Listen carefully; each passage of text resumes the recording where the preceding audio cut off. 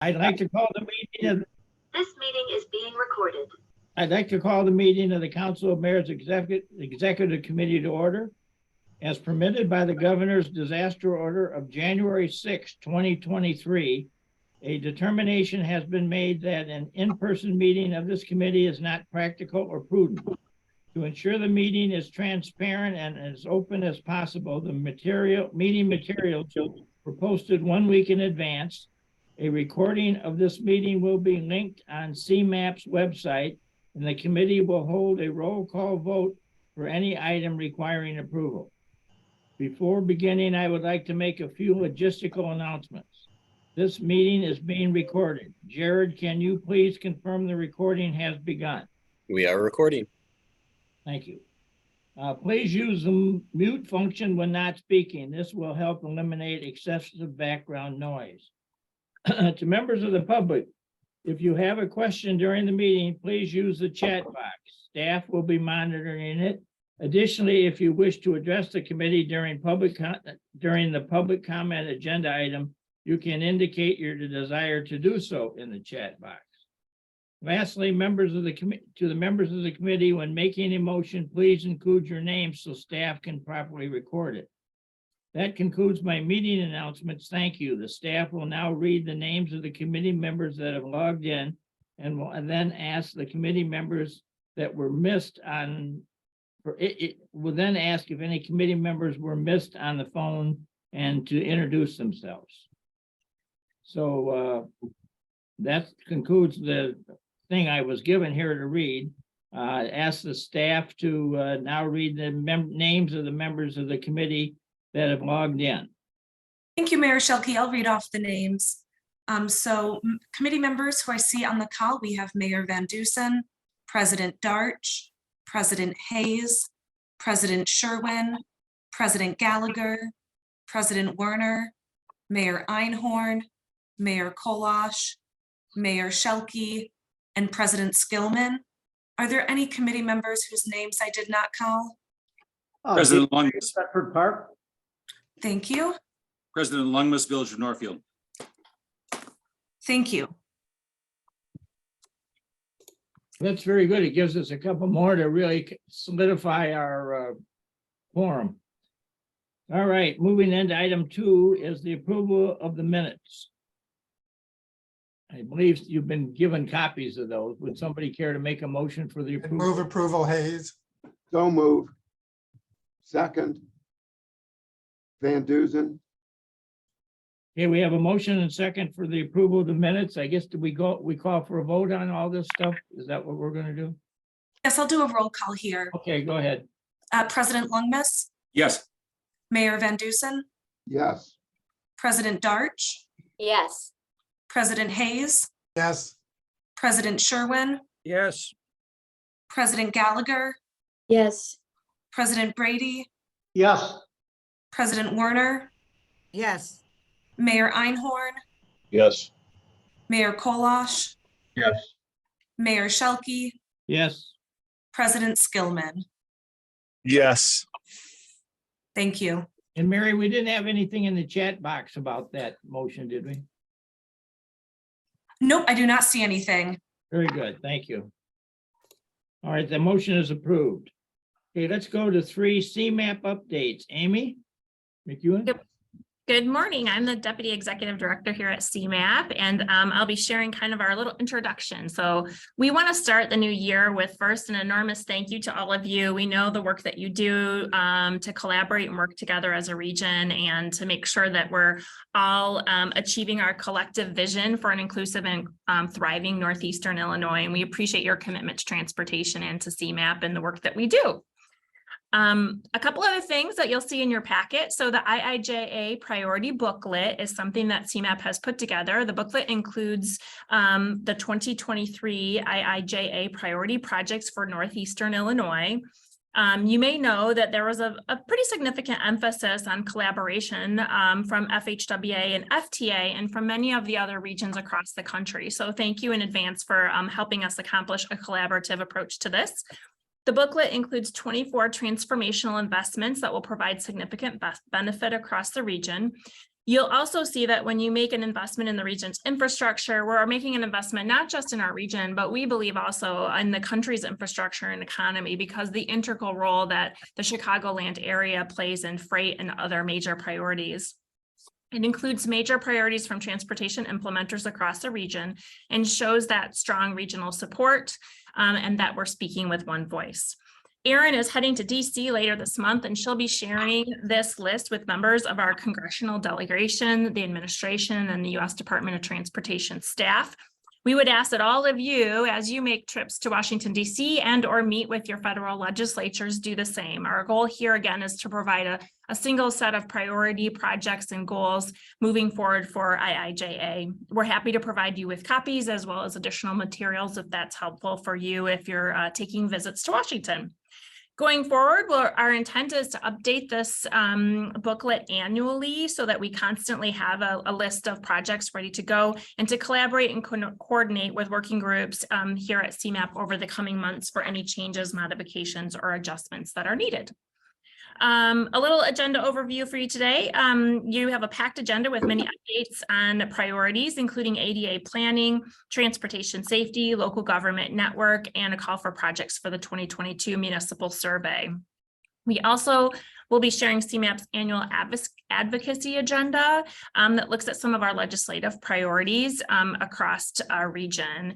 And then finally, you've heard from us regularly about the PART project. The team will provide an update on the work we're doing to meet the legislative mandate CMAP received to develop a transit system report. That report is due in one short year, and what we're going to be calling a plan for action for regional transit, which is where PART, that acronym, comes from.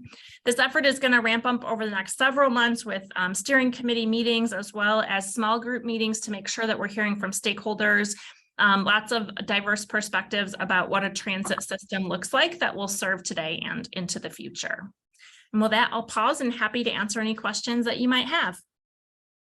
Do we have any questions for Amy? Well, thank you for that report. It was very well done and it gives us all some things to think about. Okay, we will go then to item 3-2, which is the STP Project Selection Committee update. Kama Dobbs. All right, good morning, everyone, and apologies in advance that I'm getting over a cold, so sound a little nasally today. Since our last executive committee meeting, the STP Project Selection Committee has met twice on November 3rd and December 1st.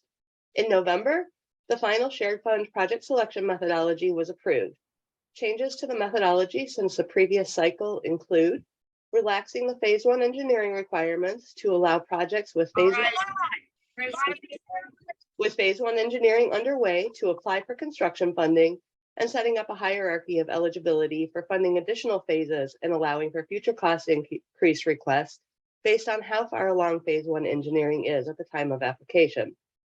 Also adding commuter rail yards and terminals to the transit station project category, establishing minimum need thresholds for funding eligibility by project category, and the requirement that the project must show some improvement to be scored. Also replacing the green infrastructure planning factor with a resilience planning factor, as well as minor modifications to the allocation of subregional priority points to ensure that councils are not swapping points with one another and are instead identifying projects that provide benefit to the residents and businesses within their subregion. Proposed changes to the Jobs Plus household score that I talked about at your last meeting were rejected by the committee, so that scoring stays the same as in previous cycles. The call for shared fund projects will once again be conducted simultaneously with the call for CMAQ and TAP projects, and new this year, federal carbon reduction program funding, which came out of the IIJA, will also be programmed using the CMAQ project selection methodology. That call does open today and will close on March 10th. Local agency sponsors are encouraged to complete applications by February 24th to allow time for preliminary review by planning liaisons so that any missing information can be added before the final deadline. Application materials, a schedule, reference materials, and frequently asked questions will be posted at cmap.is/2023 call for projects later today.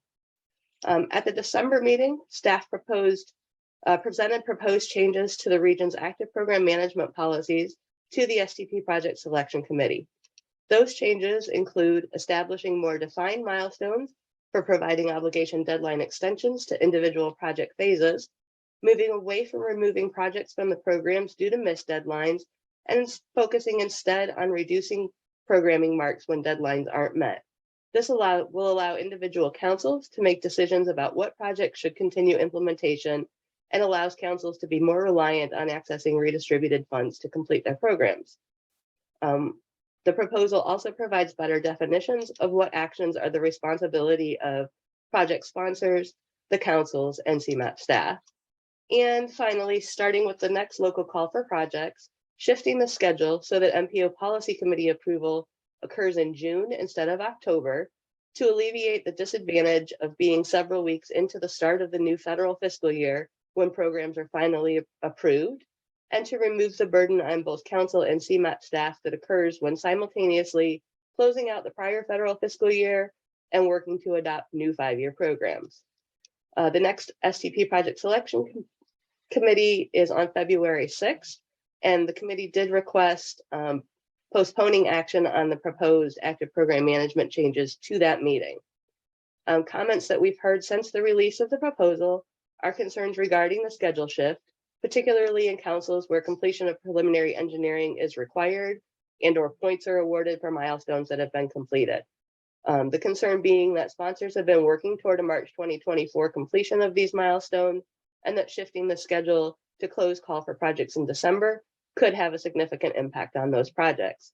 In discussing the proposal with the planning liaisons, as well as at several of your council meetings, staff is confident that enough flexibility can be allowed in the overall schedule to mitigate these concerns.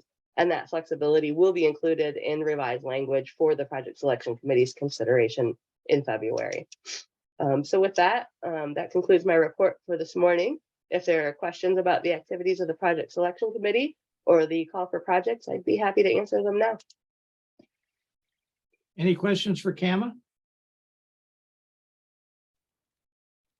Well, thank you for your usually good report. You certainly are staying busy in there and keeping us on track. So keep up the great work.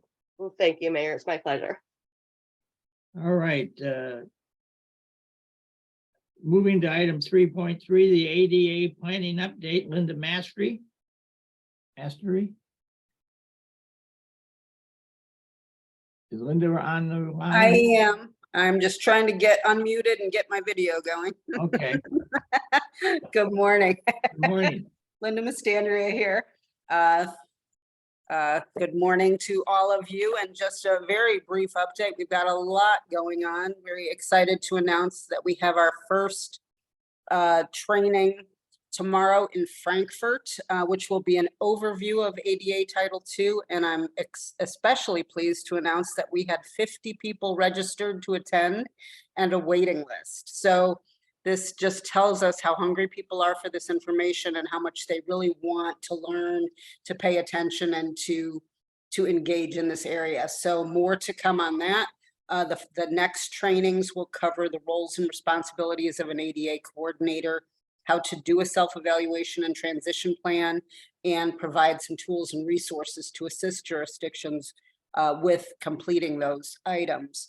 And the locations of those will be to be determined. We're looking at various locations across the region to make it convenient for folks all across the region to attend.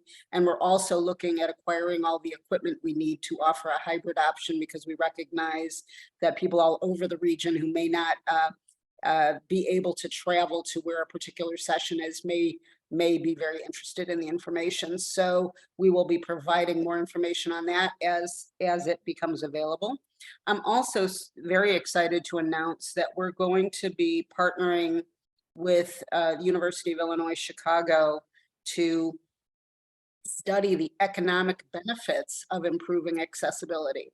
This is something that we know anecdotally is happening, and that there is a concrete benefit there, but no one has really taken the time and put in the effort to study it in a concrete way and to really make it make sense for jurisdictions, because we understand that there are many drivers that will make municipalities want to improve their accessibility, improve their compliance with the ADA. Some people, are moved by various things, but we think it's really important to talk about, this isn't just a risk management tool. It's not just avoiding litigation, but there's real tangible economic benefits to communities who can engage in these efforts. And so we're very excited to develop this partnership, to do the study and to present more on that to all of you as that develops. Additionally, we have been doing our roadshow, if you will, traveling around to and meeting with many of you who are on this call today already at the various council meetings to provide an overview of our ADA project and what we're doing and to get everyone up to speed. And we'll continue to provide you with updates as our project develops and things continue. I'm also very excited to announce that we are finally fully staffed in terms of the project, and we have a fantastic team who's going to be focused not only on outreach and education, training and technical assistance, communications, and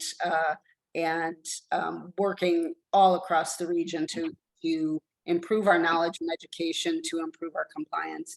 And then finally, we are also really excited that for the first time, ADA related projects were considered in part of the overall call for projects. And we will be working with several municipalities across the region to get them on the way to completing their self-evaluations and transition plans, and looking using these initial projects to understand data collection methods. What are the most effective ways to gather the immense amount of data that's needed across a municipality to really effectively build a self-evaluation and a transition plan. And so a lot of exciting things are really starting to happen, and we will look forward to providing you with more updates at the next meeting. And I'll stop there for any questions. Do we have any questions for Linda?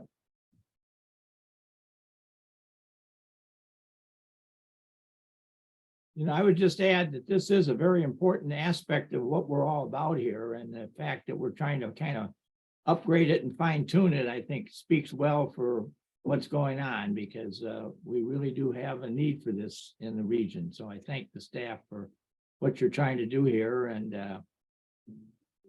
you got to get everybody to understand how this whole thing works, and that's the big story. So Thank you, Mr. Mayor.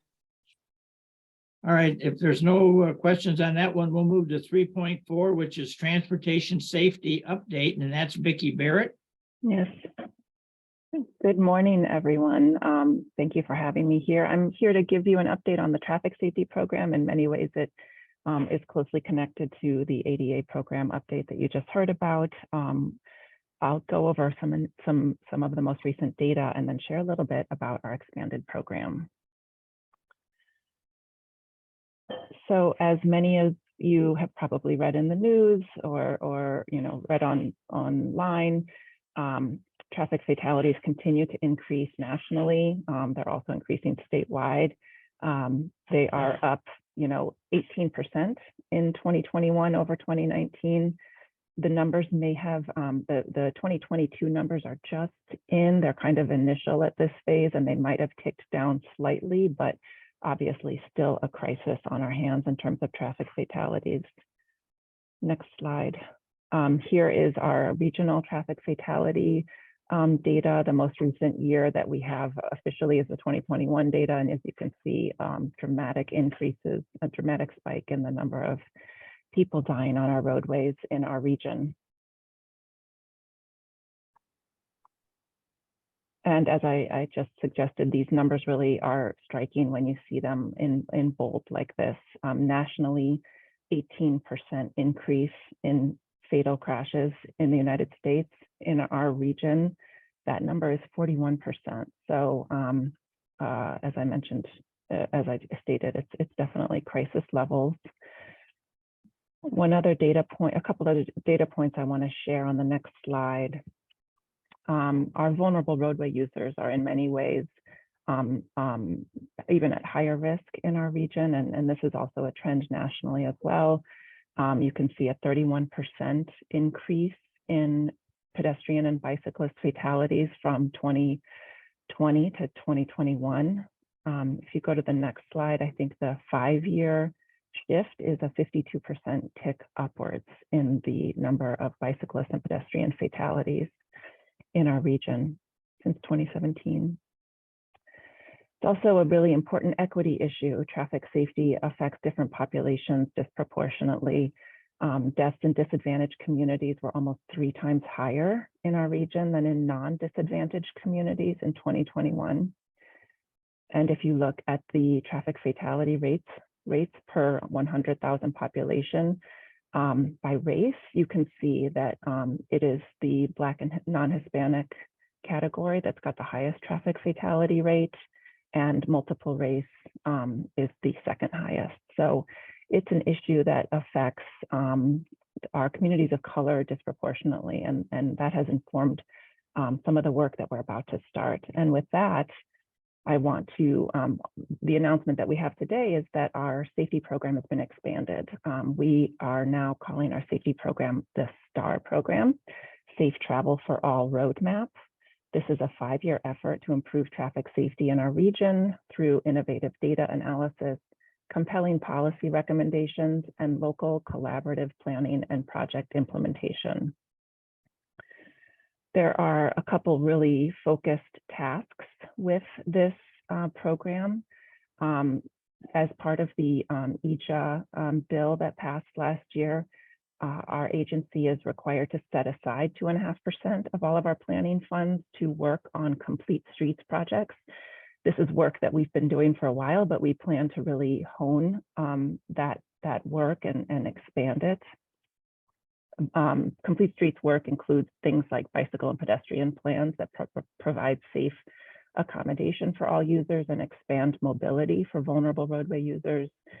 Safety action plans are plans that we focus on safety data and analyze crash data that's happening in communities and provide targeted recommendations to address them.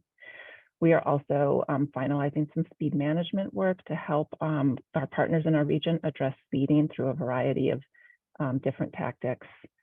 We want to provide better safety data to our partners and hopefully some analysis so that it's easy to understand and put into action in these safety action plans. And then, as I mentioned, we are working to expand the Safe and Complete Streets program into our STAR program that I just announced. So the STAR program is really about implementing these safety plans that I just talked about and normalizing the use of things that are associated with complete streets standards. Complete streets are generally described as streets that feel safe and are safe for all users on our roadway. And we also want to increase the connectedness of our networks for bicyclists and pedestrians so that we can really support safe travel by those modes. And all of this work, we hope, will be amplified by an application that we submitted to the Safe Streets and Roads for All grant program, which is a federal program that came out with EJA last year. It's $1 billion that the federal government is putting towards safety for 5 years in a row. So the whole program allotment is $5 billion. It is, if you go to the next slide, I can tell you a little bit about what our agency coordinated for the region. We did a regionally coordinated application to the Safe Streets for All program involving county-based safety action plans so that we can really touch all corners of the region. We want to position as many communities and counties and government agencies in our region as possible for the implementations funding, which is one of the pots of money available. This is when people can actually construct infrastructure and build programs addressed towards traffic safety. Our agency will work to make it an equitable process. We plan to use the U.S. government's Justice 40 program as a basis for our equity work around safety. And we hope that we will also be able to use some existing planning work that we've already done and kind of amplify it to make it all qualify for future funding through this program. So we hope the application, we're expecting to hear about the success of this application, hopefully later this month. We will go forward with this type of work with or without the grant award. We have some other plans some backup plans if our federal funding doesn't come through. But if we get this programming money, we will be able to really express the safety work in our region.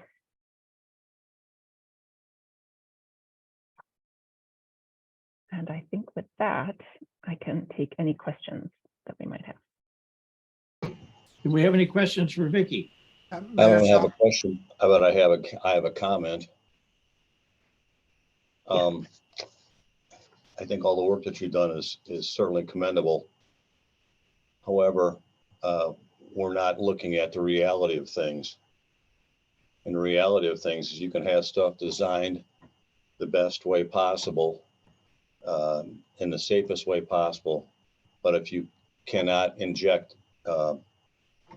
enforcement of the traffic laws, all this is for naught. And our fabulous state legislature back in 2019 passed a law.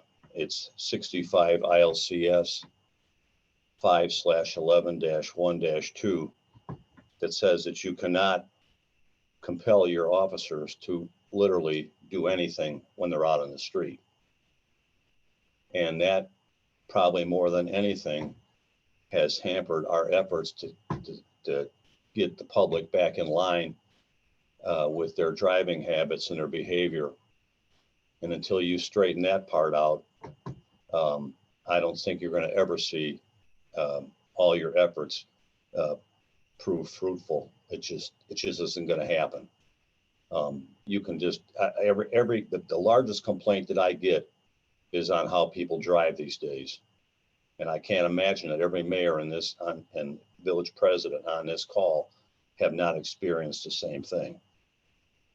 And you can't tell the police officer, go out there and write tickets. I want you to write X amount of tickets today, and this is what I want you to focus on: speeding, behavior, whatever it is.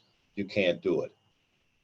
And so you can't really be surprised at what's happening when our state legislature passes idiotic stuff like this. If you want me to repeat the statute again, it's 65 ILCS 5/11-1-12. I suggest if any mayor's on here and has never looked at this, you really need to look at this, because this has hampered our ability to pretty much get our hands around any kind of enforcement. So that's all my comment. Thank you, Mayor Einhorn. Does we have other participants in the meeting wanting to make any comments? Mayor Shelkey, this is Tom Hayes from Arlington Heights. I agree that enforcement is certainly a big issue. I'm very disturbed by the percentages that I've seen here this morning. I did not know that there was such a substantial surge in fatalities in our region. And certainly it's disturbing that it's so high in our region as compared to the national figures. I'm just wondering, Victoria, has there been any analysis of why our region is so much higher? I could speculate, enforcement, speed, distracted driving, and distracted walking, certainly by people who are walking with their cell phones and things like that. But has there been any analysis done? Tom, if you look at her chart, look what happens after 2019. It's going up like crazy. Yeah. And it corresponds with this legislation. Yeah, I will say first, to address the comment about enforcement, there are a lot of challenges right now concerning traffic enforcement. One of them is really low staffing at police departments. So, that a story just came out this morning about the response times that different police departments across the country are seeing, and they're doubling in some cases. So staffing is a huge problem with that. There's also a lot of interest in looking for ways to help expand the education side of the enforcement and education spectrum, so that we're really focusing on encouraging good behavior in light of some of the changes that are happening in enforcement, and also using design to better guide the operating speeds, for example, that people are choosing when they drive. We have traditionally used design to support high volumes and high speed traffic, and that might be kind of part of our issue here. In terms of how different the regional numbers are compared to the national numbers, there is no easy explanation for that. I mean, we do have a very complex region. Our, commuting patterns are different than a little bit than any other region, exactly, with some long distances and pretty high rate of remote work that left our roadways uncongested, and it gave people the ability to speed. We do believe that speeding is a major factor in the increased number of fatalities, and that our highway system really was kind of the running ground for really poor behavior choices. For some reason, we also saw multiple risks taken by drivers. So there were higher incidences than normal in impairment and speeding, or speeding and lack of restraint use, lack of seatbelt use. So it was sometimes these 1-2 combos of risks that really resulted in those higher numbers of fatalities. All right, thanks, Victoria. Thank you, Mayor. Any other comments? Well, as the chairman, I'd like to throw my 2 cents here on this one. In my community last year, we had 7 traffic fatalities. We've never had that before. It's never been like that. One of the accidents that we had, there was 1 fatality, but it was involving a head-on collision with the driver of a car who was killed, hit one of our public school buses leaving the junior high school head-on. And there were 38 kids on this bus, and they all walked off the bus with the exception of 1 who had some minor injuries that we took to the hospital. So I said, I think we had the angels on the bus with us on that one, because I have pictures of how badly this thing was mangled, and it was a real bad term. My police department is, we have to be careful what we publish and say, I guess, but, we looked in at, because some of these accidents we had were right on our border with neighboring communities. So maybe we could say that they belonged to one of our neighbors, but there were 7 that our ambulance and police and everybody was called to that were fatalities. And the one thing that is in investigations of those crashes that occurred, there seemed to be a lot of drugs and alcohol involved in a lot of these calls. And I think that, the Illinois State Legislature may need to take a look at, some of this data and understand that some of the laws they passed on the other side of the world that allows for easier access to some of this stuff is probably got a dark side to it, and that may be a contributing factor to these numbers that we're seeing here. Yeah. And Yeah, thank you. I say that because I've had the experience here in my town. Thank you, Mayor Shelkey. I appreciate you saying that. It's important to remember that each one of those numbers on the chart is actually a person that we know and a member of our community, whether it's our local community or our region. And I never miss a chance to tell people to drive safely and to not speed. Speeding is something that has, creeps into people's behavior patterns, and it's important to remember the risks associated with it for everyone. Well, I will tell you that this school bus accident that we had was nothing short of a near miracle that we didn't have a bunch of kids on that bus killed. Yeah. So that could have really spiked this number up even higher than what it was. But, as I say, I had the angels on the bus that day because these kids were really in danger, and it all worked out that they weren't. But boy, it was there, and it was a lot of moving parts to the whole story. But as I say, I think that, drugs and alcohol seem to be playing a significant role in all this stuff, and at least in my community. Anybody else that want to make any comments about this? I appreciate us having the opportunity to share this, because I think this is something that all the mayors in the region should be knowledgeable. So Vicki, thank you for your. Mayor Schilke, is this something that we should be advocating being repealed? So we can't hide behind these kind of legislative gymnastics that are being taken? I think that's something we should probably talk with the staff about and, further our conversations here. I don't think we should put this one on the shelf and not talk about it again. I think there's some issues that, you know, most of us realize is out there. And these numbers are virtually, you know, they're everything bad. They're embarrassing. They're scary. They're telling a story to us about what's really happening on the streets of all of our towns. And we really need to pay some focus on it. So I appreciate that. I don't know what the genesis of this legislation was. Did this come from the unions or did this come from something else? I don't really know. I suppose that if you could find that out, you could probably trace this back to, you know, who shot John and try to work this from a different angle. But clearly it's having a significant effect on what's happening in our municipalities and in counties in this state. It's not just here, it's every place. So I really think that we ought to take a stance on something like this and push for legislation like this to be wiped off the books and get back to doing what we're supposed to be doing, and that's forcing people to follow the law. Yeah. What's the point of having laws if you can't enforce them? This makes no sense at all. Maybe we can ask our staff to put together some type of a document that we could review about, you know, those types of points. And then if nothing else, the council of mayors may want to have at our coming next meeting, a vote or a discussion at least about what we want to say about this, because I think there is, you know, we all seem to have our experiences right here on this call. So, I mean, you don't have to go very far to find where, you know, we've had fatalities in our towns and we know some of the reasons why. And, you know, I think the state legislature probably needs to know that.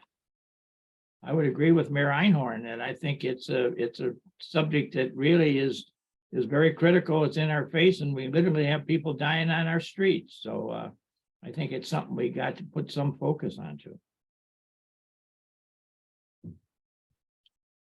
So Vicki, we want to keep you on the conversation here, and I'll maybe talk to the staff, Aaron and everybody else in there about, you know, putting this onto some type of a conversation that maybe we can have a greater detail at our next meeting.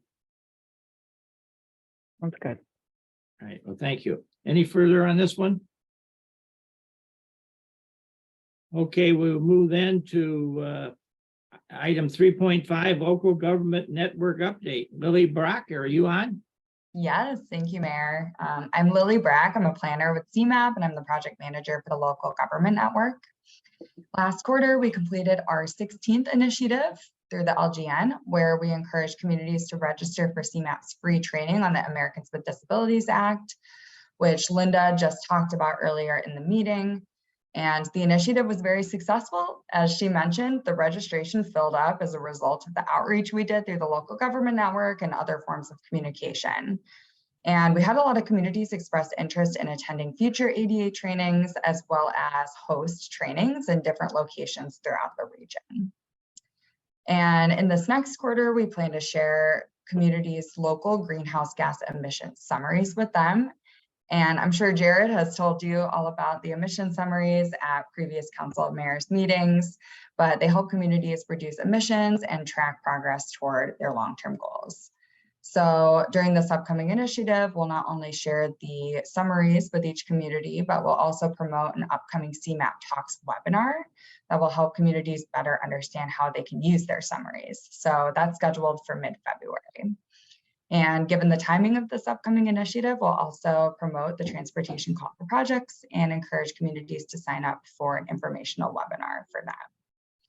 So that concludes my update, and I'm happy to answer any questions if anyone has any. Any questions for Lily today? We'll keep up the focus on this and the good work you're doing, so appreciate it. Thank you. Okay, we're moving into 3.6, the IDOT Bureau of Local Roads update, and Russell Petrarch is with us, I'm told. I am. So I'm pitch hitting for Chad, who couldn't make it today. Friday is a letting. There are 16 local projects on it, 12 IDOT projects, so 28 projects total. I was looking it up, and last year there was also 16 local projects on the January letting. So things are progressing, they're moving along, and we are doing just as much as we've been doing in the past. which is good to see. March and April are typically the largest lettings that are in the region as projects get ready to be implemented and constructed throughout the summer. Let's see.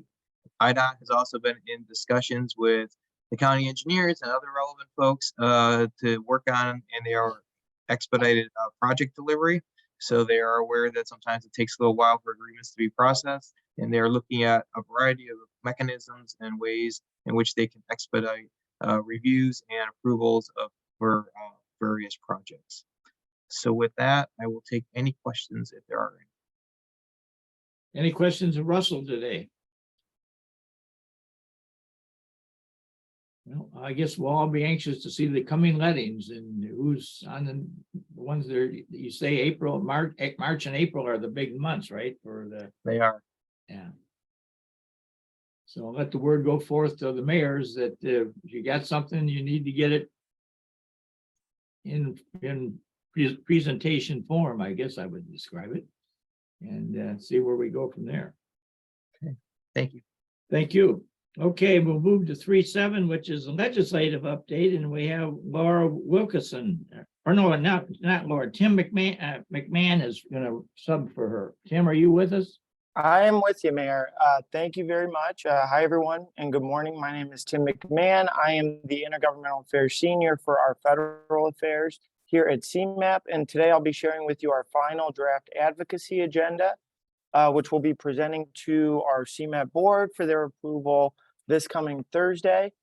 We've updated the agenda for this upcoming session of Congress and the General Assembly to reflect the policy and legislative recommendations needed to fully leverage all of the new opportunities available to our region with the passage of historic legislation like the infrastructure bill, as well as CEJA at the state level. The agenda was informed by conversations with CMAP staff, the board, committee feedback like from you all in September, and other policy stakeholders, and it's aligned with CMAP's core focus areas and our standing committees of transportation, climate, and regional economy. So as you'll see in your packet, beginning with our transportation section, sustainably funding our transportation system has been a long-standing recommendation at all levels of government, right from out of our plan there. And you will hear more about our work on this during the part report presentation following this. CMAP is also growing its work on safe and complete streets, and we wanted to make sure that is reflected in the agenda, as you just heard from Vicky's presentation.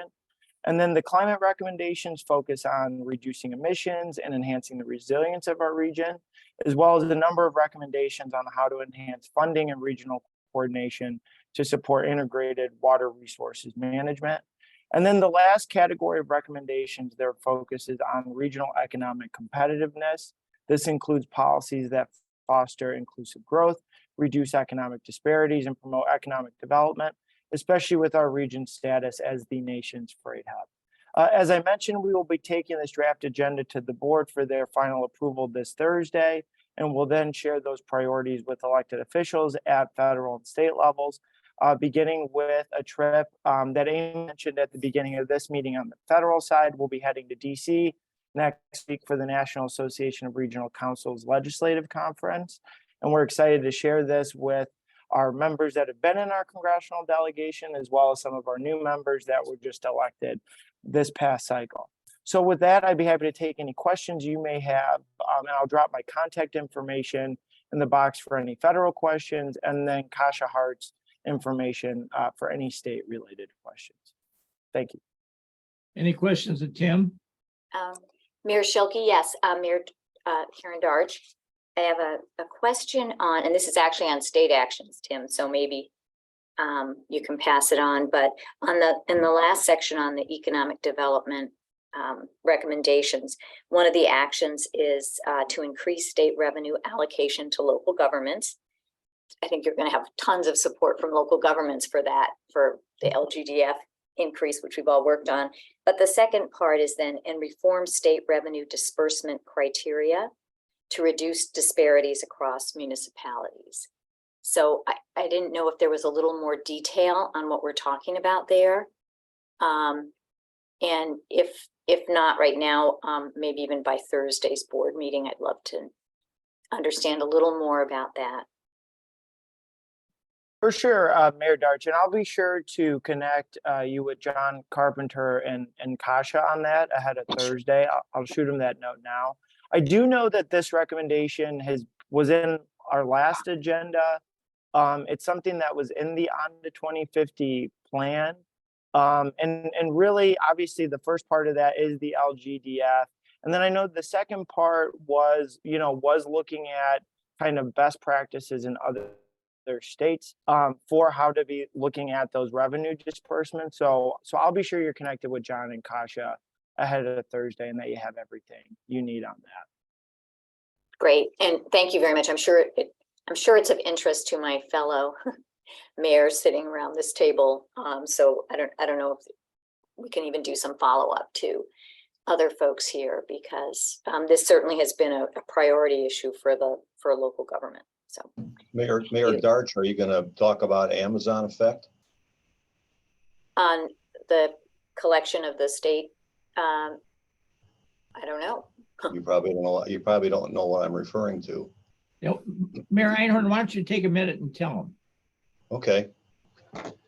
Well, whether you know it or not, back in 2020, 2021, when they changed regulations about how money is collected and distributed, that's tax money, sales tax money is collected and distributed on places like Amazon, because they're the biggest one in this area.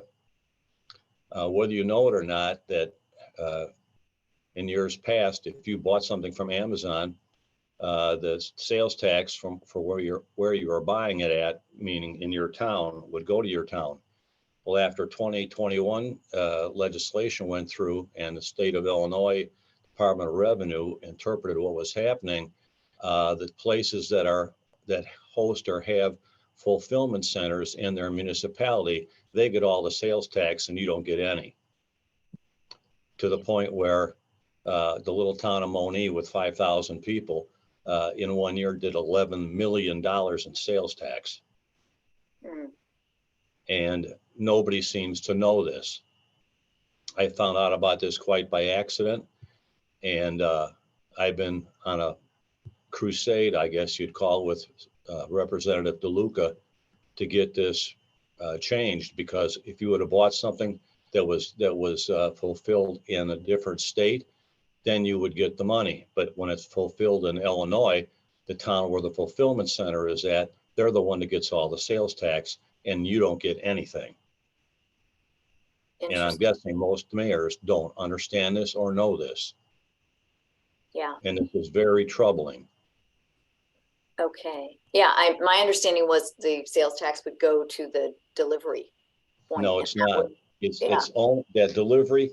The delivery is what kind of guides this, or did guide this in the past, but it's not that way anymore. So if I could chime in here, we went through this because we have a couple of non-Amazon fulfillment centers, and we kind of chased this down. And my understanding is, if it's on the shelf already at the fulfillment center, then the locality where the fulfillment center is at gets the sales tax. But if it's a pass-through at the fulfillment center, say it comes from New York, hits the fulfillment center and then gets shipped out, then the municipality where the person's located at gets the sales tax. I think that's the way it's supposed to work. I don't know if in actuality that's the way it's working, but it's up to the fulfillment center to distinguish what they have in stock versus what's just a pass-through. So that's the way I understand it's supposed to work, because we have a couple of places, and that's how it was explained to me. I spoke extensively with the guy who's, I can't remember what his name is, that's the head of Illinois Department of Revenue. And he promised me that he was going to look into this, but I have not heard a word from him after I made my pitch. And I was asked to speak at a substance matter hearing on this issue by Representative DeLuca, probably close to a year ago now, but there hasn't been any movement on it. But I think that there should be movement on it, because all of our towns are missing out on this revenue. You know, you have you have an Ace Hardware in your town, not only does Ace lose the sale to an out of your town facility or another town, you know, they lose the sale and we lose the tax. And when you know what happens when brick and mortar places lose sales, the next thing you know, they're closed up. So, you know, this is a dangerous way of doing business. And we need, in my estimation, we need to address this and make a lot of noise so this gets changed. And I don't know whether it's the state of Illinois Department of Revenue doing this because it's the easy way, but if you read the legislation, that's pretty much what it says. So most mayors that I've talked to have never heard of this. They don't know anything about it. And some people say, well, that doesn't affect me. Well, it does affect you. So, and not every Amazon facility is a fulfillment center. So that's another thing to look at. And I don't know whether this is happening with other fulfillment centers and other companies, but I know for sure it is happening with Amazon. I can show you graphically what has happened that corresponds to increased revenue for these towns corresponds with the building of the facilities. So. Mike, do you have like a statute number or what the reference is for this? They sent out, the state of Illinois a while back sent out a 2-page document. And I can get you that 2-page document. I'm not sure how I would get it to you, but or who wants to receive it, but I'll send it to Jeff. In fact, Jeff, I think you've already got it, don't you? Yes, it's the one you sent me is a little bit lengthy. I mean, but I think it is. But there's 2 pages that were sent out by the Department of Revenue. Okay. That explain how it all works. If I'll send you those, Jeff, again, and then maybe you can pass them on to CMAP, and they can, you know, shoot them out to everybody that's on the call. Tim, you think you could? I'll send it to you, and you can kind of walk it through the system in there for me, if you would. Happy Tim, to are you aware of this? So I know a few years back, there was the Leveling the Playing Field for Illinois Retail Act. I'm not sure if this was a part of that. I would say either way on the state side. I've taken notes on everything everyone said, and we'll make sure that Kasha and John follow up. And then we can have our staff probably take a look just so we have clarity. I would say too, just taking a step back on the recommendation itself, and to your point, Mayor Darch, you know, we'll on a lot of these state recommendations, and I think especially ones that directly impact you all as mayors, we'll want to be talking to IML as well. And so I would be curious what IML has seen on this particular recommendation and the bill you're talking about, Mayor Einhorn. But that's the one that I'm aware of, is the Leveling the Playing Field for Illinois Retail Act. But please send whatever you have. My next call will probably be to IML actually, but thank you, Mayor Einhorn, for that background information. I didn't think that was the way it was supposed to work under the bill that was passed for the marketplace fairness. You know, I thought it was a point of delivery, but if that's actually how it's working, that's obviously a point of concern. So Mayor Darch, Brad Cole knows all about this. Okay. So hope he doesn't say he doesn't, because he does. And he's the first person I went to, but I've not received much in the way of action from him. And so I went to my local state representative, which was Anthony DeLuca, and pointed this kind of stuff out to him. And Tim, I'll if you can give me your email address, I'll send you the packet. So. Will do. I'll drop all of our contact information in the chat right after this. Okay. Hey, Tim and everybody, this is Bob Kolash from Mayor Thornton and President of Southborough Mayors and Managers. And I can vouch for Mike. He's been working on this with Representative DeLuca for the longest time and with South Suburban Mayors and Managers. and explain to everybody how it affects everybody as far as sales tax revenue goes to each individual community because of the fulfillment center. So Mike, you know, we've talked about this, and you know, Mike, how I feel about it, and thank you for bringing this up today. Really appreciate it.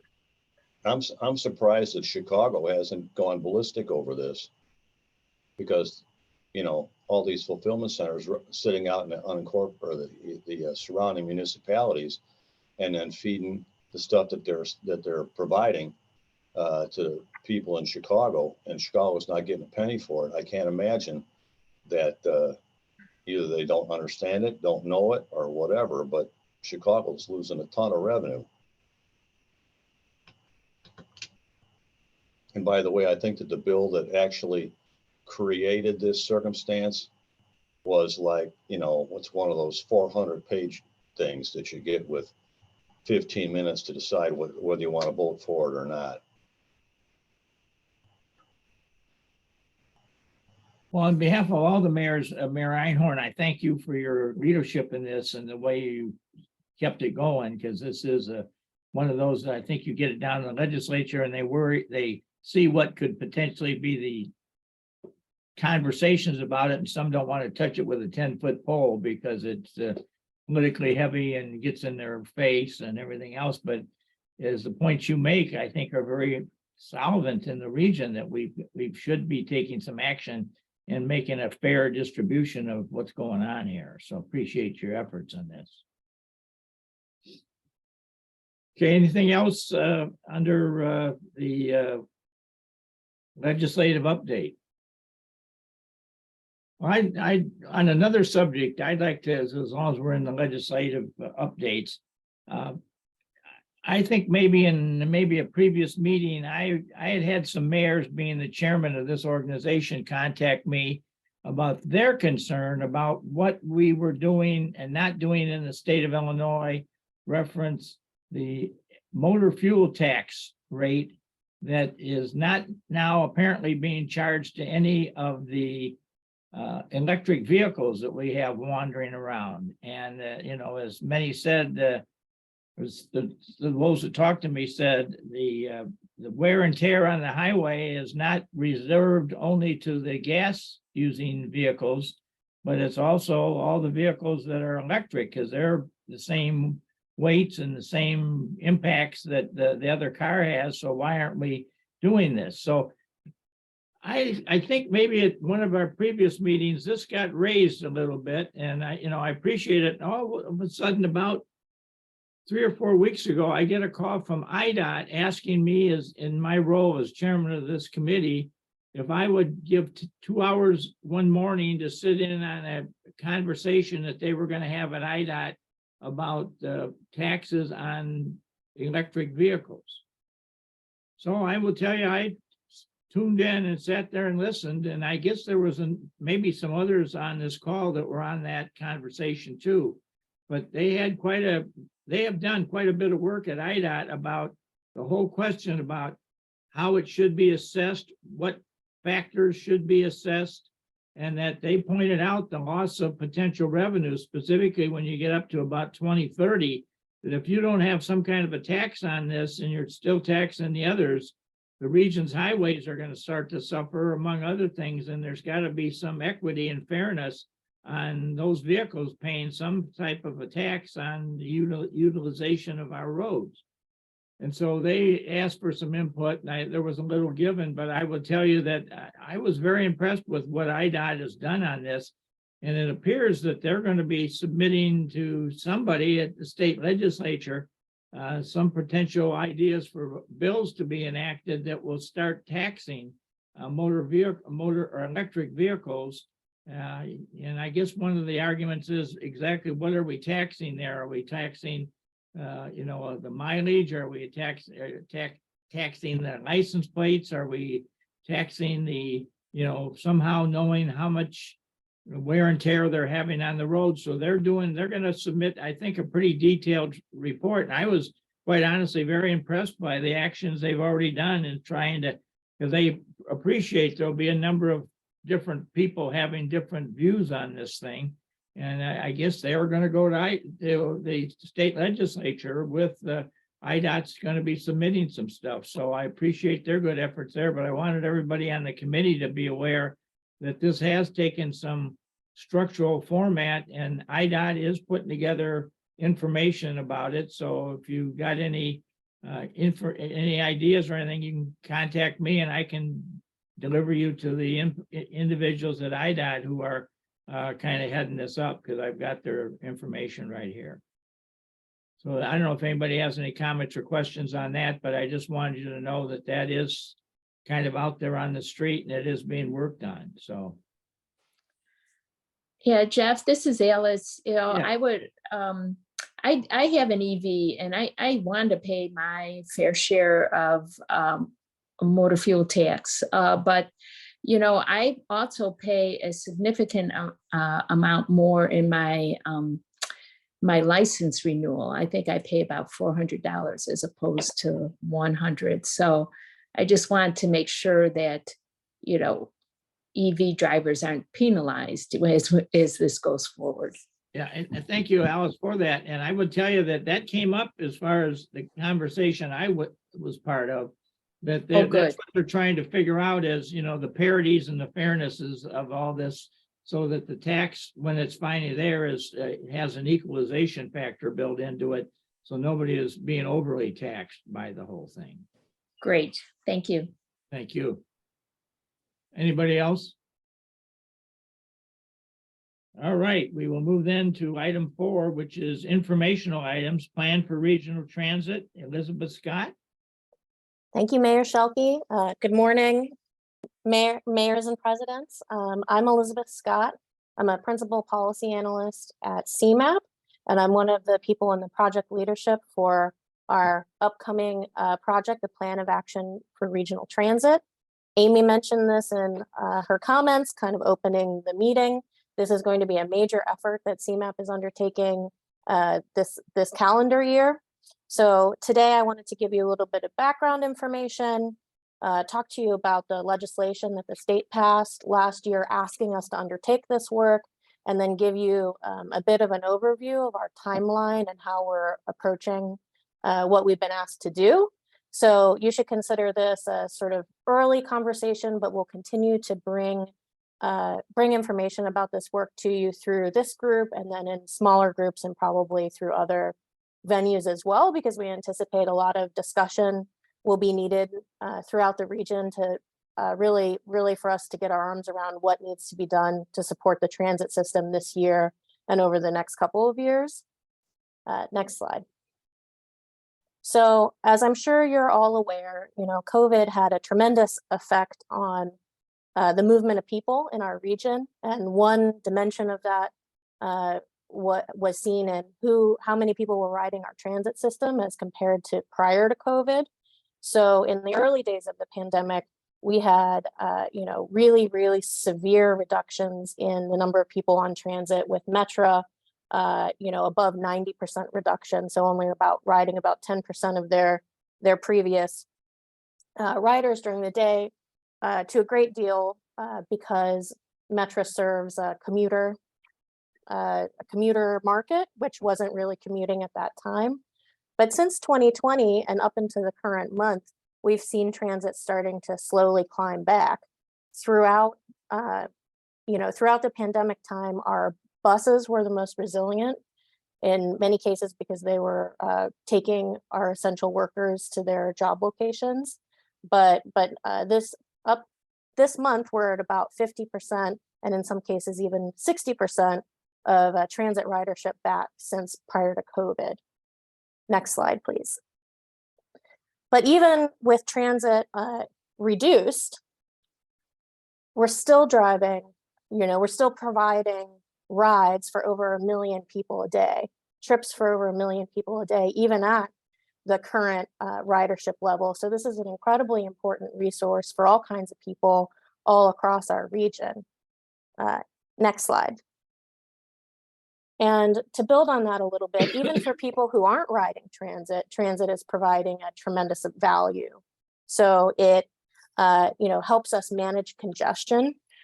For every person who is taking transit and not driving a car, that makes driving a car that much more reasonable and pleasant for the people who are driving. Transit helps foster a vibrant and connected regional economy. So that's both taking workers to jobs, to and from jobs, and other kind of destinations for economic activity. We've also heard over and over again how important a first-class transit system is to our global competitiveness and attractiveness to, headquarters and other kinds of businesses like that. And then finally, and these are just a few things, transit helps us manage congestion and by managing congestion, manage the emissions from the transportation sector. So it helps us meet a lot of our goals. It helps the whole region meet a lot of our goals, even beyond the individuals who are personally benefiting from transit providing mobility connections for them. Next slide, please.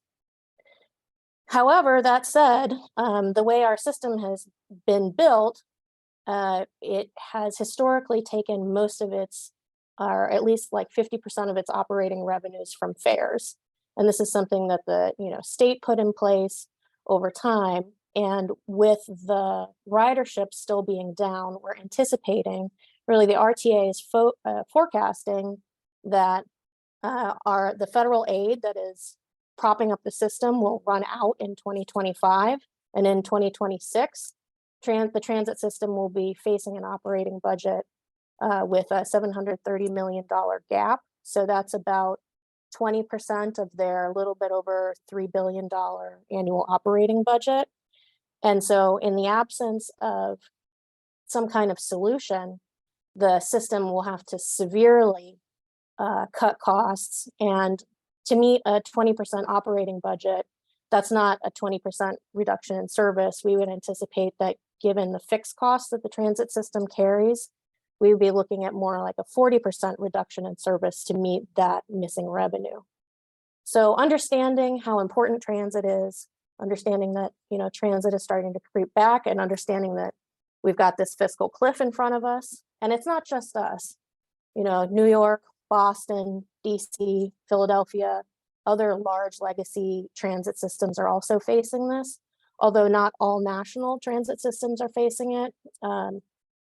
We are a little bit a victim of our own success because we've had such a robust system with so many people riding, the fares of which could support its operation, that we find ourselves in this current situation.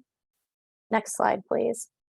So seeing all of these things, the state legislature last year passed a public act instructing CMAP to prepare a report to address these issues, to bring together the region's stakeholders and try and propose some solutions for the situation we're finding ourselves in with respect to our transit system and its future financial sustainability. Next slide, please. And it's a short piece of legislation. And after I get off this, I'll put the link in the chat, or maybe Tim can. So if you want to see the specific language of what we've been asked to do, you can refer to that. But essentially, the mandate is that in the report that CMAP develops, we need to figure out how to ensure the long-term financial viability of a comprehensive and coordinated transit system that moves people safely, securely, cleanly, efficiently, and supports and fosters efficient land use.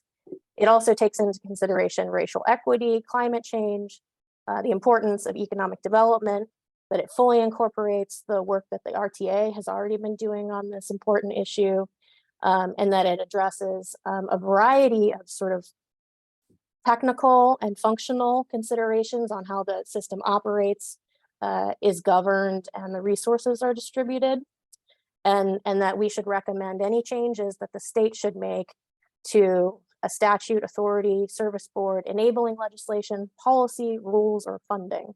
So as you can see, this is an extremely wide mandate, but it's very specific in the things that we need to cover. Thank you. And so what we intend to research through this process is really going to come together in 3 pillars. And I should mention that we have a very large internal team from CMAP working on this. We have over 4,000 hours of staff time scheduled to work on developing this report, and we have 3 consultant teams also supporting us, because there's a lot to do and there's not a lot of time. Because the legislature has asked that we, instructed that we deliver this report by January 1st, 2024. So we've got a little bit less than a year. Please go back. Thank you. So the content of what we intend to pursue or research, develop ideas on to put into this report, it's really in 3 main pillars. One is, what is the system that we want? How can we make practical near-term changes to the way the transit system works to improve the user experience, shrink cost growth over time, and bring people back to transit?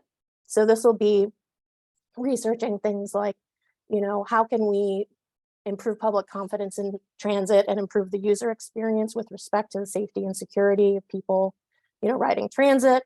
That's something that's been much discussed in all our CMAP committees. How we can provide better bus service throughout the region. Bus was the most resilient throughout the pandemic, and we see a lot of good growth potential in bus service. Talk about regional fare integration and affordability. So that's, one card that rides you on all the things. What would a more frequent all-day service from Metro look like potentially? Any land use changes that should be made to support transit station areas and how to improve ADA accessibility. That's one piece. Another piece is how are we going to raise this $730 million and any other resources that we may need to support any of the other kind of service improvement ideas that we're proposing. So one piece of that would be new public revenues, potentially changes to sales tax, tolling, congestion pricing, increased state funds or state fund matches. I mean, this is related to what Mayor Shelkey was saying earlier about the transition away from a motor fuel tax towards sometimes what's referred to as a vehicle miles traveled fee or a road usage charge, to begin to kind of like adapt to the way those technologies are coming into all of our lives.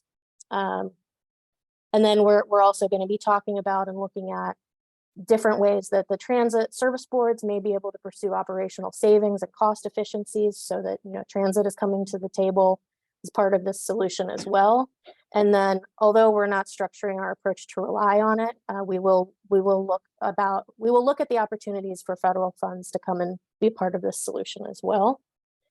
And then finally, we're going to have a group thinking about any necessary reforms to governance structures, funding distribution and mechanisms to achieve the goals that we've laid out. So in determining the system we want, determining how we pay for it, how are we going to implement those things with respect to funding allocations and formulas, decision-making, planning responsibilities, operating responsibilities, and then what are we going to do with what's called the recovery ratio, which is a sort of a performance measure that the transit system currently accommodates.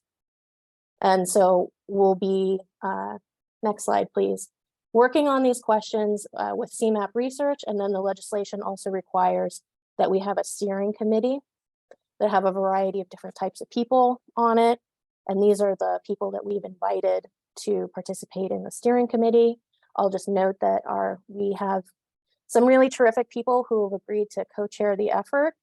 Randy Blankenhorn, former IDOT secretary, former executive director of CMAP, obviously. Carol Brown from PNC, but also used to chair the CTA board. Dan Cronin, who you all know, who recently has completed his term on the DuPage County board. Derek Douglas is the president of the Civic Committee of the Commercial Club of Chicago. Jackie Grimshaw is a all-around policy great person from the Center of Neighborhood Technology, and then Amy Reinell, the executive director of the Active Transportation Alliance. And then we have a variety of different people representing different points of view to help us have a conversation about what we need to do here. And I'll also note that we have a couple of people from CMAP's board liaising with this group, including Mayor Darch, who's on the line today, so that we can make sure all of the conversations are reaching all of the right places. Next slide, please. And so the timeline is that we will launch this steering committee tomorrow. So busy day. We are going to be working feverishly, basically for the next 6 months. We're going to expect some draft recommendations around summer. And then by fall, we expect to have a draft report that will come through CMAP's board and the MPO policy committee. The legislation requires this. They need to be approved before we submit the report to the legislature. And then we will submit it on or before January 1st, 2024. And so that is the plan. Next slide, please. And here's a little bit of contact information. If you have any questions, we have a number of people working in the project leadership here. So that is my update. Just to give you a sense of what's in front of us and where we're going and what we're going to be up to. If any of you would like to talk with us about your thoughts about transit or what the solutions could be, we would welcome that. Does anybody on the committee at the moment have any questions for Elizabeth?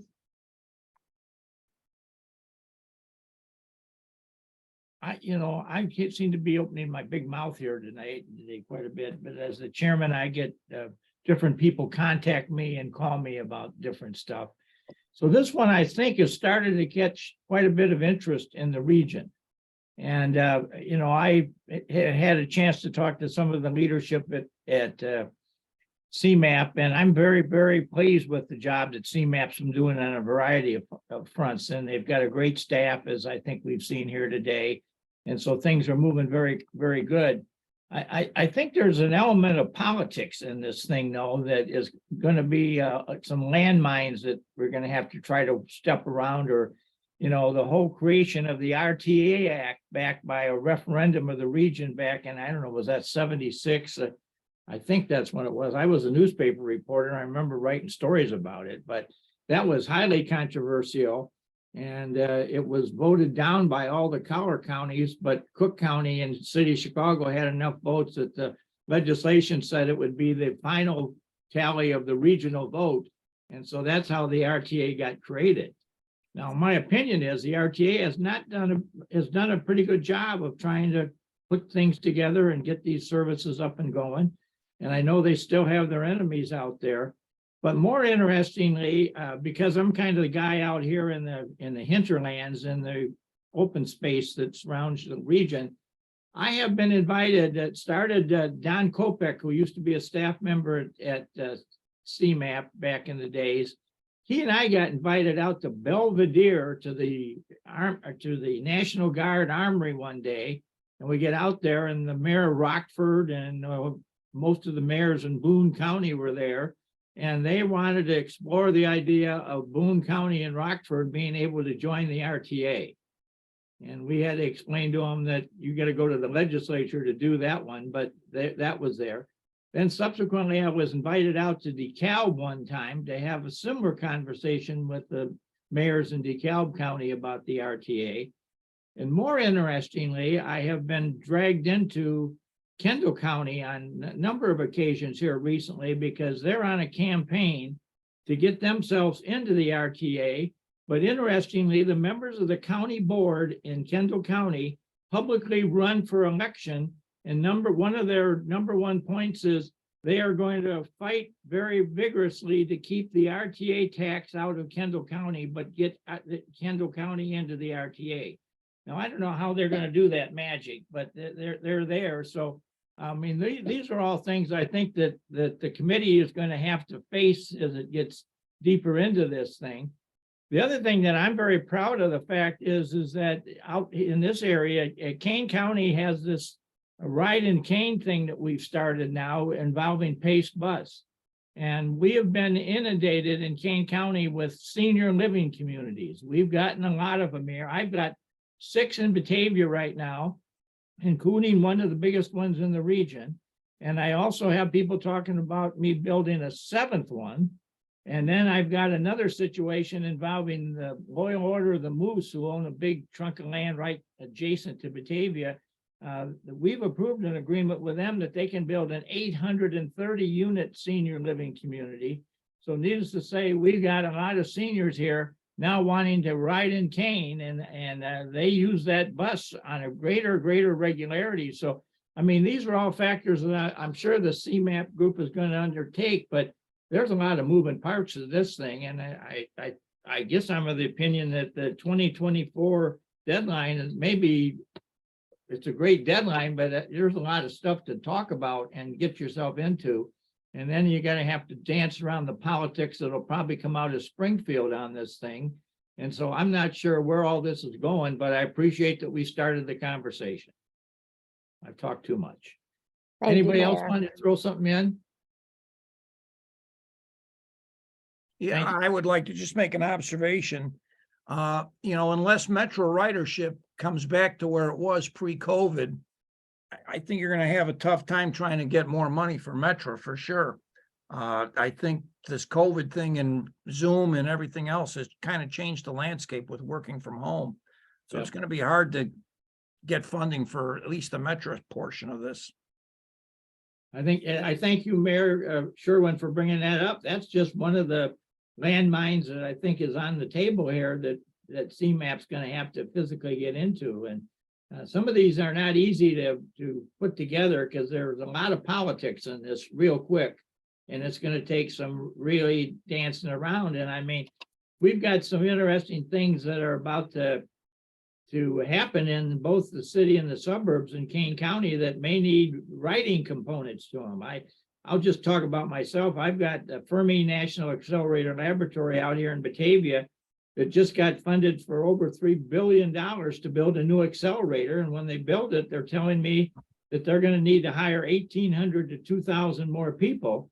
And that they're going to want to look at some type of writing bus or train or whatever have you to bring those folks in. And there's others of us on this call, and I'm not going to point anybody out, but have other things going on in their town that may need transportation enhancement. So, I mean, this is it's a very pertinent conversation as a region that we're having. And I really can't say enough good about CMAP's willingness to try to make sure we're doing this in the right way. And I think they will, but boy, this thing has got a lot of moving parts to it. And I appreciate the good efforts that are going to be made. Anybody else? Mayor Hayes, Mayor Schuelke, I would agree with your comments. I think a veiled reference to Arlington Heights there, but thank you for your sharing that concern. Yeah, as you know, your city manager used to be one of my assistants out here in Batavia. So I have an inner ear in your town, but I know what you're thinking and trying to do. And I appreciate the good efforts that you're doing there. I know, I appreciate that. Thank you. All right, I guess we'll get ourselves away from that one, and we'll go to, let's see, the next one would be 4.2, planning and call for projects, Johnson Birch. Thank you, Mayor. We'll go ahead and zip through this so everybody can keep on moving today. So again, my name is Jonathan Birch, planner here with CMAP. I'm here to talk a little bit this morning about the conclusion for our annual call for projects, call for technical assistance. Next slide. So just as a little bit of a reminder, right, CMAP annually holds the call for projects in partnership with the RTA. This year, the call opened in late September and closed in mid-October. I'm sure a number of you probably saw some announcements, hopefully, that came out for that. And while we are looking for many things, with those included projects that were specifically focused on implementing onto 2050. Next slide. As always, we're working to refine and change the types of technical assistance that we offer through the call and seeking to make sure that the types of assistance we're providing match both the needs of communities like yours across the region, along with our capabilities, funding sources, and wider regional, state, or national opportunities. As you'll see on the screen, these are the types of assistance that we were offering this year. As part of our process, actually back in August, we had the opportunity to chat with a number of different communities about their needs for technical assistance around the region. And the number one thing we heard back was it was about helping communities get access to federal funding that might be available right now. So you'll see that many of the technical assistance areas this year were especially focused on things like that, including grant readiness, transportation safety planning, capital improvement planning, bicycle and pedestrian planning, things of that nature. Next slide. So in terms of applications this year, the application deadline closed on October the 14th. Between CMAP and the RTA, we received a total of 64 applications from 55 different applicants. Applicants could, of course, apply for more than one type of assistance by submitting separate applications. Of those 64 applications, CMAP reviewed 51 of them, and the RTA reviewed 13. Next slide. As with last year, we used 5 thematic priorities to consider applications, including focusing on factors like alignment with ON2 2050, the relationship, as I noted before, around helping communities access and then compete for IIJA funding, and then opportunities to focus on strengthening planning capacity in communities with historically disadvantaged populations. Next slide. This year, we ultimately selected 25 applications rather than listing each of them sort of by type and everything else. I sort of summarized here the applicants selected by each of the different areas that we were offering assistance this year through our call. This includes selecting our first cohort of communities to assist them with ADA self-evaluation and transition planning, which you heard my colleague Linda speak about earlier. And in fact, while there's 7 that are listed here, we've selected 5 communities for this assistance, and that leaves 2 spots actually open for selection for additional communities as we continue the training work across the region over this winter and spring. And so if you're continue to be interested in that, I do encourage you to reach out to Linda and her team to talk more about ADA self-evaluation and transition planning. Next slide. As in the past, while we selected applications from across the region, the majority of those that were selected were from lower capacity communities in cohorts 3 and 4, consistent with the thematic priorities that we had outlined. And next slide. This is actually a listing of each of the individual communities that are receiving assistance through CMAP this year.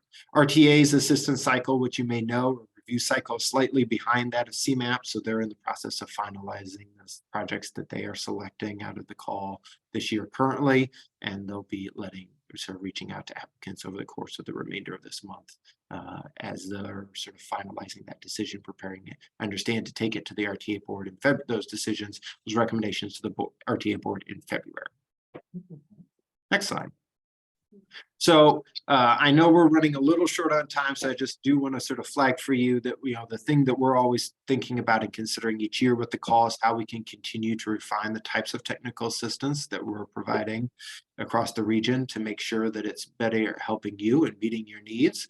So any feedback that you have on that point, this is a good sort of moment for reflection for us as we sort of embark on the next call cycle that would sort of be coming up next fall. So in fall of 2023, this is very much the time where we're considering what types of assistance, starting to reflect on how this call process went and the types of assistance that we may be offering next year. So any reflections that you have on that this is very timely and very much the sort of thing that we'd be interested in talking about. Next slide. So thank you for your time this morning, again, to talk a little bit about the call, and let me know if you have any questions. Thank you. Thank you, Jonathan. Does anybody have any questions for Jonathan? Okay, I believe this is our last report is 4.3, the municipal survey. Cole Netter. Thank you, Mayor. Hey, everyone. Happy New Year. My name is Cole Nieder. I'm a planner at CMAP. I'm the project manager for this year's 2022 municipal survey. This is the biannual survey that goes out to each of the 284 communities within CMAP's jurisdiction. And we started conducting this survey in 2012, and we've been distributing it every other year since then. We recently distributed and finalized this year's survey results, and I want to summarize that and present it to you here.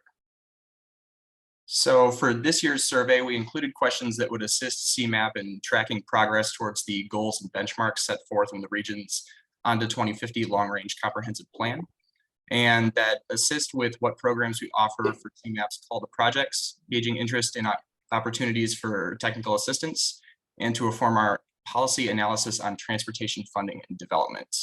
And our last survey was completed in 2018 due to the uncertainty with the COVID-19 pandemic in 2020. So this year was especially important for us because new transportation infrastructure funding and looking for indicators of recovery from the pandemic as well. Next slide. So our response rate to this survey was the best we've had since we've started it in 2012, with 244 out of the 284 communities responding. And most importantly, out of that number, our response rate was spread evenly across the region, as you can see on the table to the right there. The response rate for each sub-regional council was at least 76%, and only 2 fell below 80%. The response rate was also pretty satisfactory by cohort. This year, we put an increased emphasis on direct outreach early in the survey distribution process, and that helped improve this number. We will continue to do that in future surveys as well. Next slide. So the municipal survey this year featured 36 questions, which we split into 7 different categories or survey topics. This included community development and technical assistance, housing, economic development, safe streets, climate resilience, ADA, and local government engagement. And over the next couple slides, I'll just give you all an overview of some of the questions we asked by topic, as well as some of the results that we gathered. And this is just a high-level overview of our results. So if any questions come up while I'm presenting, feel free to jump in with any comments. So on the topic of community development and technical assistance, many of these questions are consistent with the past surveys on municipal plans and their policies and also adopted ordinances. We asked communities what plans they currently have or are in the process of adopting, and these are some of the results from those questions. Most of these responses align with past survey answers, especially with comprehensive planning.